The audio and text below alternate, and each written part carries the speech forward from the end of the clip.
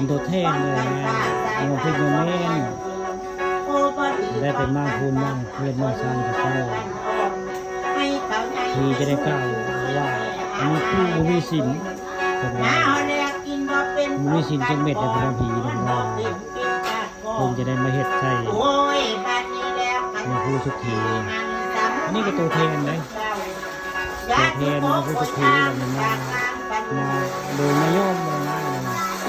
เป็นตัวแทนมาก้มมากราบขอโทษขออภัยได้ร่วงรับร่วงเกินเหตุใส่ปูนใส่สางให้เพื่อนได้สร้างผีของตาบ่เห็นเนาะนะครูก็บ่จักแล้วจะได้เหตุไปถ้าเป็นเท่าโทษเท่าป่วยจะงูว่าเป็นมั่งเรื่องมั่งซานผีซางมีว่าคำข่าแล้วจำพูนนะครูเป็นมั่งมันก็บ่จักแล้วว่าผีว่าสางของตาบ่เห็นเนาะพระยครูโทษเดี๋ยวจักว่าผีนั่นห้านจะหาหมอทับก็ว่าหมอทับเราผีนั่นเหตุใส่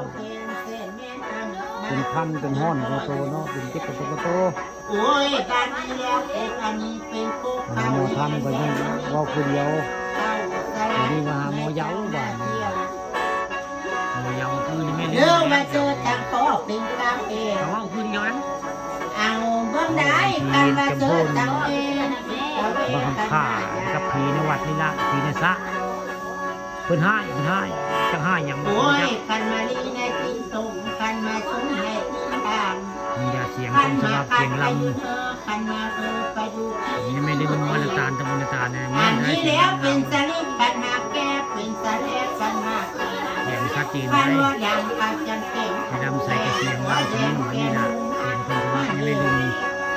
คนมรดาตะมรดาโอ้ยอันนี้เบอร์บางหาโมโมดีบ่หายต้องไสยศาสตร์ต้องมาหายังไม่ลืมมาได้คนไปหมดของเราไปแล้วนั่นนี่คนไปก็เยาว์มุกดาหารเพิ่งไปได้คนเดียวยังไม่ลืมมุกดาหารบริการได้คนยังไปเยาว์แล้วนี่นะยังไม่ลืมโมเยาว์ขนาดใหญ่โอ้ยเอาบ้างเลี้ยวกันเบิ่งคนบริการกันว่าเป็นจังสีจังไรเป็นกาตาจังไรบ้านกาโป้นี่ก็ได้หูจักว่าผีจำพูนเฮ็ดยังกุเล่ผีซะวัดพระพุทธศาสนาจารย์ให้เจ็บเล็กยังบ่หายร้ายจังบ่เศร้านี่เองยาวยกซองได้นี่ยกซองได้แล้วยกนุ่มได้นี่โอ้ยเอาบ้างได้จะมาเป็นผู้ให้เอาเป็นเป่าให้ป้ายาวซองยกซองโอ้ยบ้านนี้แหละสองมือพอกะห้ามสามปีบ้านปีบ้านโจมาให้เบิ่งเรื่องยาวอยู่คู่เล่โอยูดีนี่ในร่างกายว่าไงแม่ให้มายาวโอ้ยบ้านนี้แล้วพามาต่างๆบริการยาว